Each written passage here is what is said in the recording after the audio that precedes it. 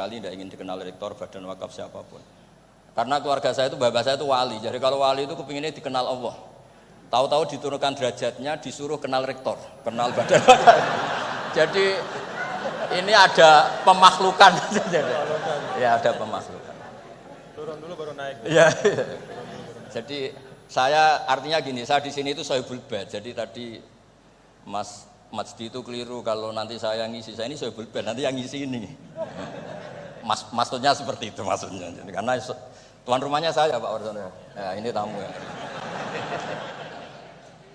Tapi ternyata pemakhlukan itu penting. Di dalam ilmu tafsir diantaranya itu dikenal namanya tanazzulatul maula. Allah itu menurunkan martabatnya. Allah sebagai Tuhan tentu tidak pernah menghutang kita, tidak pernah merasa dikasih karena semuanya itu milik Allah.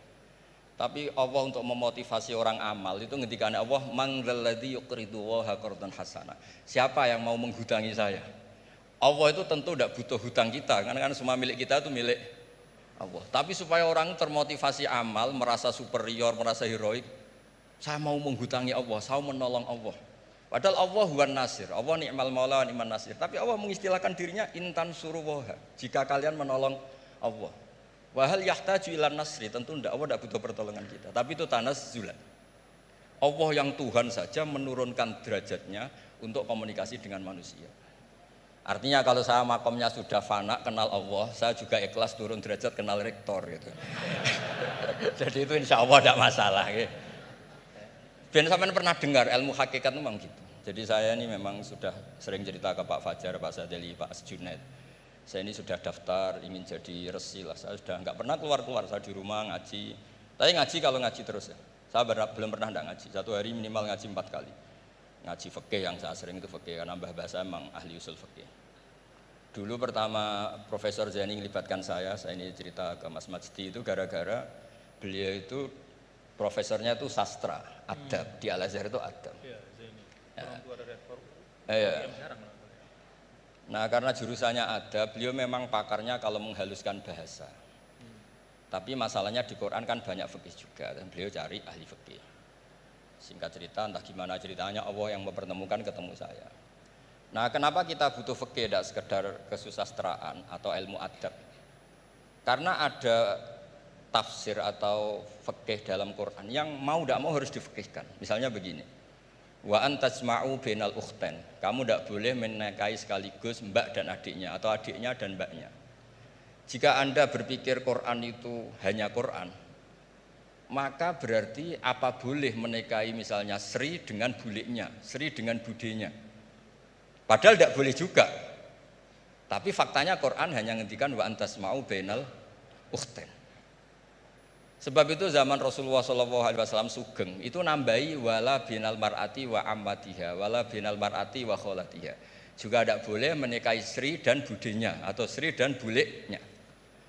Dan kebetulan Nabi itu tidak menambahkan wala binal mar'ati wa jaddatiha. Karena kayaknya itu gak usah dilarang ya sudah lucu aja gitu. Masa kamu nikahi perempuan umur 17 terus minat mbahnya umur 70. Lah itu kalau sampai butuh dilarang ya Anda perlu berobat itu. Tapi kalau bule kan kadang masih menarik. Orang-orang kayak gini itu misalnya nikah umur 17, bulenya cantik umur 30, minat enggak? Jadi artinya butuh dilarang untuk enggak minat itu butuh dilarang gitu. Tapi kalau mbah ngono kok ditakok. Nah, ngono kok ditakok. Ini pakarnya. Ini tetangga saya orang Bojonegoro, dulu benderanya Profesor Zaini juga. Artinya andai kan tidak ada usul fikih ini mimbabi itlaqil ba'di wa iradatil qul. Meskipun usul fikih itu yang menginduk ilmu balaghah, ilmu ini itu. Jadi Allah menyebut bainal ukhtain artinya diganti bainal mahromain. Jadi ukhtain itu ibaratun atau itlaqul ba'di yaitu ukhtain mewakili kata mahromain. Dua perempuan yang punya hubungan mahram tidak boleh dinikah bersamaan untuk orang-orang yang poligami. Ini penting supaya semua tafsir juga gitu, lafat-lafat yang ada mahdzufnya. Itu kita jaga, baik itu secara keilmuan maupun secara fikih. Keilmuan misalnya begini. Orang yang dilaknati Allah, mala'anahu wa ghadiba alaihi. Di antaranya diteruskan wa ja'ala minhumul qiradata wal khanazira wa abadat tauhid. Lalu misalnya secara penelitian tidak pernah ada makhluk manusia yang dulu jadi kera. Tapi melihat ayat itu seakan-akan itu pernah ada periode atau kejadian di mana manusia itu dirubah jadi kera. Wa ja'ala minhumul qiradata. Mau tidak mau kita butuh perangkat ilmu lain yang namanya balaghah. Itu orang Jawa, itu kalau dilangkai kakinya itu hanya bilang kayak kera. Orang nggak sopan tuh katanya kayak kera. Tapi kalau dilangkai kepalanya langsung, oh dasar ketek itu, dasar kera. Artinya dalam ilmu tasbih, kalau kemiripannya itu biasa, itu masih disebut ka, seperti. Tapi kalau mirip banget perilakunya itu kafnya dibuang. Sehingga orang yang tuli banget terhadap kebenaran, Allah bilang summum bukmun umyun. Orang kafir itu summun, tuli misalnya. Bukmun ada bisu.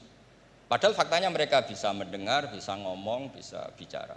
Tapi saking tidak pernahnya mau mendengar kebenaran, di redakseknya sumun, bukan kasumi tapi sumun. Begitu juga di bab madah memuji. Kalau orang agak ganteng, mungkin saya kalau muji Mas Masdi hanya kalkomar, muji Pak Rektor paling ya kalkomar.